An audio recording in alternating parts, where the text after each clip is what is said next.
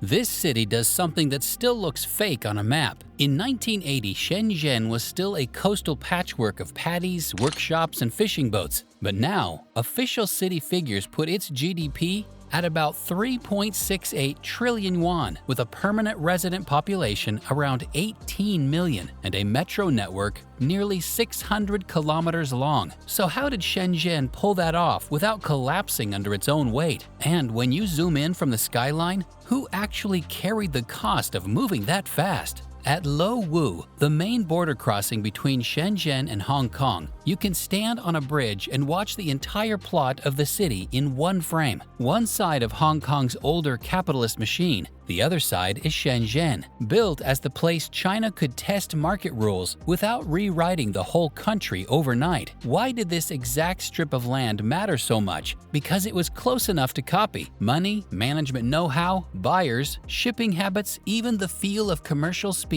all sat within sight. Here is the part people miss. Geography didn't do the work by itself. Beijing used geography like a tool, and the SEZ tag, shorthand for Special Economic Zone, told investors and factories they were allowed to try things here. That permission sounds simple, but inside a planning system, it is the difference between waiting and moving. Shenzhen's first advantage was tempo. A local yes arrived faster, and faster yes decisions stacked up into factories, dorms, buses, and a constant stream of people showing up with a suitcase and a job lead. To see early Shenzhen at human height, drop into Shekou, an early port-side industrial district on the waterfront. The city puts up a slogan that is basically an instruction to run. Time is money. Efficiency is life. It is blunt, and it fits a place that is being told to behave like an export floor, not a quiet county town. The city's real magic trick is paperwork that changes what is possible. The Special Economic Zone isn't one magic law. It is a bundle of permissions that make business work at scale, especially for export and manufacturing. One underrated change is administrative muscle. The SEZ framework lets local officials approve projects and adjust rules faster, so capital doesn't sit idle. That speed becomes a competitive advantage because factories live and die on timing, not speeches. What changed in plain terms?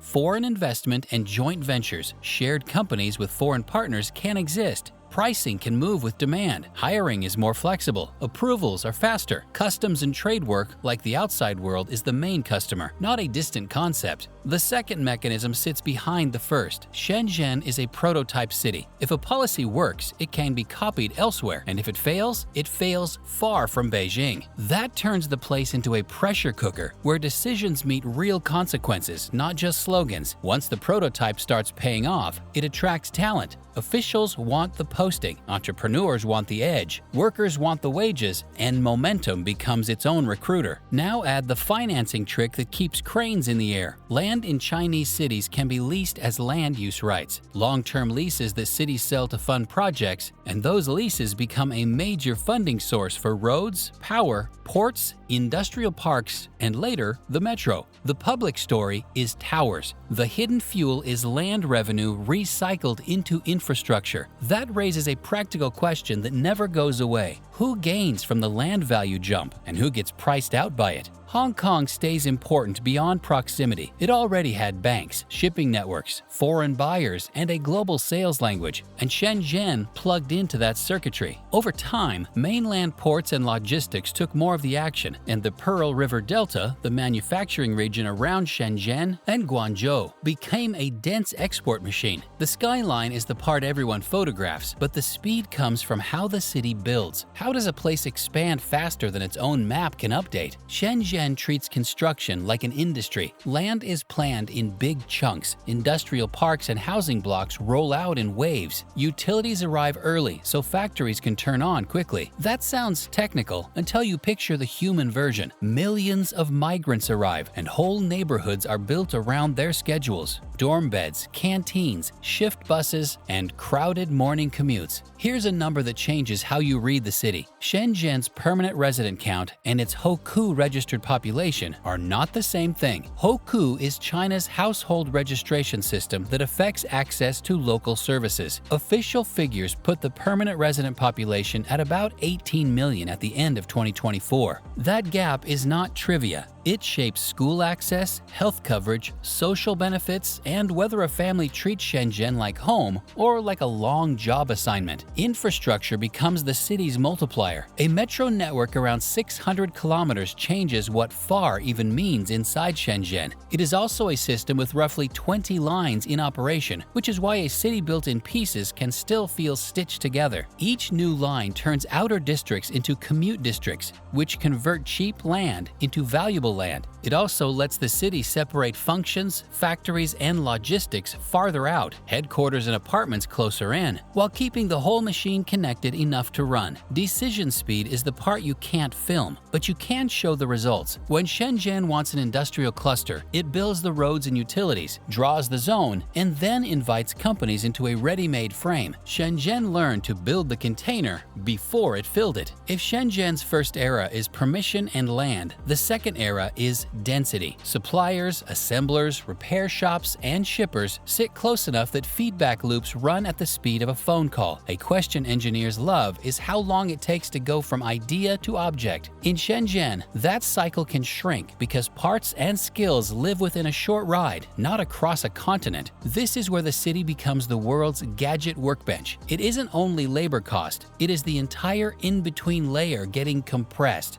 Need a new connector? Someone has it. Looking for a new mold? Someone knows a shop.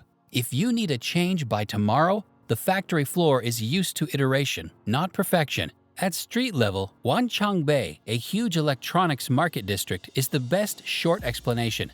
It is an electronics market where components, repair benches, tiny stalls, and rapid sourcing collide. You see trays of chips, spools of wire, screens stacked like books, and technicians doing repairs that would take a formal service center a week. The city's knockoff era fits here too, not as a moral story, but as a learning story. Copying teaches you how things work. Improving the copy teaches you how to compete, and shipping teaches you what the market actually rewards. Now pull back to the export muscle that makes the whole scene matter. Shenzhen's factories only win if products can leave on schedule. Shenzhen's scale also shows up in trade math. Recent city economic releases put total imports and exports into the multi-trillion yuan range, which helps explain why the streets feel like an extension of a warehouse.